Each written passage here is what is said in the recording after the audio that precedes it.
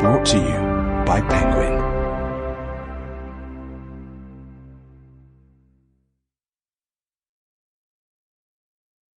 The Chase by Clive Cussler.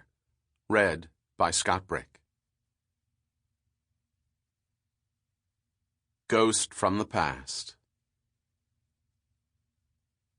April 15th, 1950, Flathead Lake, Montana. It rose from the depths like an evil monster in a Mesozoic sea. A coat of green slime covered the cab and boiler, while gray-brown silt from the lake bottom slid and fell off the 81-inch drive wheels and splashed into the cold waters of the lake.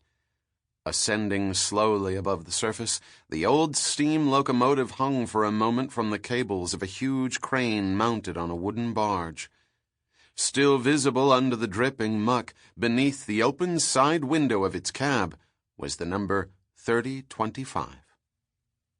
Built by the Baldwin Locomotive Works of Philadelphia, Pennsylvania, 3025 rolled out of the factory on April 10th of 1904. The Pacific class was a common large-sized, high-drive-wheeled steam engine that could pull 10 steel passenger cars long distances at speeds up to 90 miles an hour.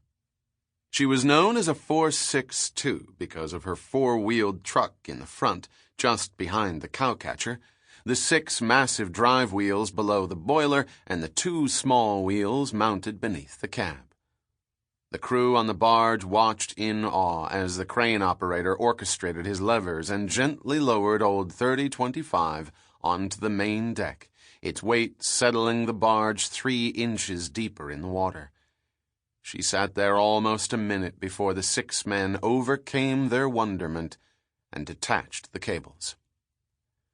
"She's in remarkably good shape for sitting underwater for almost 50 years, murmured the salvage superintendent of the battered old barge that was nearly as ancient as the locomotive.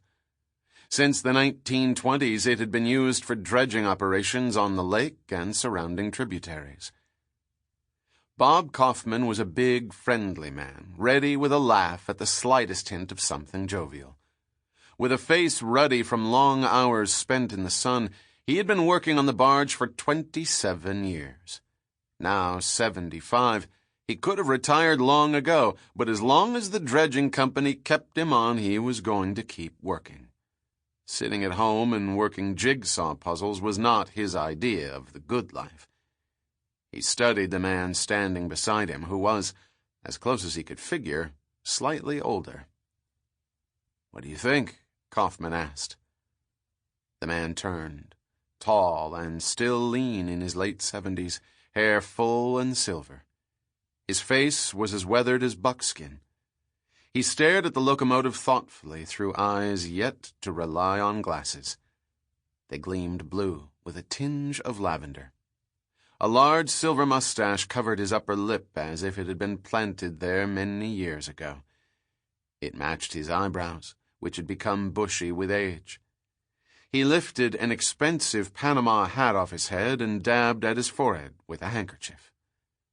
He walked over to the salvaged locomotive, now sitting solidly on the deck, and focused his attention on the cab.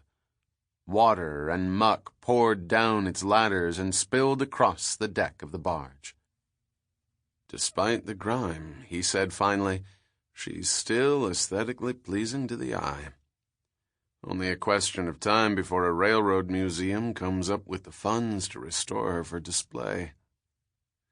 Lucky a local fisherman lost his outboard engine and dragged the bottom to find it, or the locomotive might have been down there another half-century."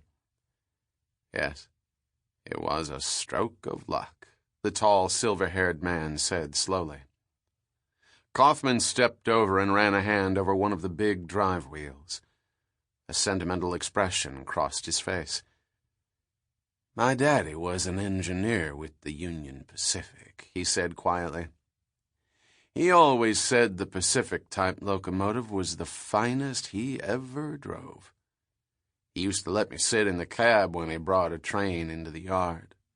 The Pacific class was used mostly to haul passenger cars because it was so fast." Sample complete. Ready to continue?